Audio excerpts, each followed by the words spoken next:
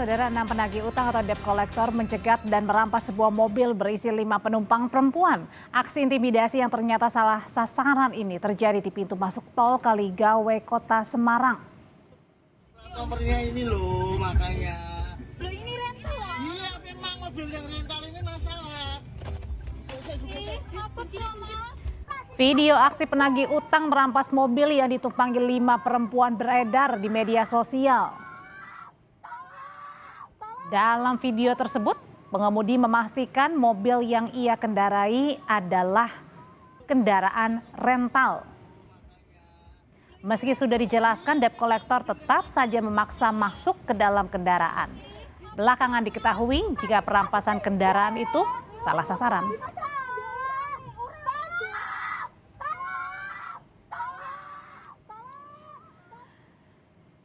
6 penagih utang atau debt collector yang meneror dan mengintimidasi penyewa mobil di Kota Semarang, Jawa Tengah ditangkap di Treskrim Polda Jawa Tengah.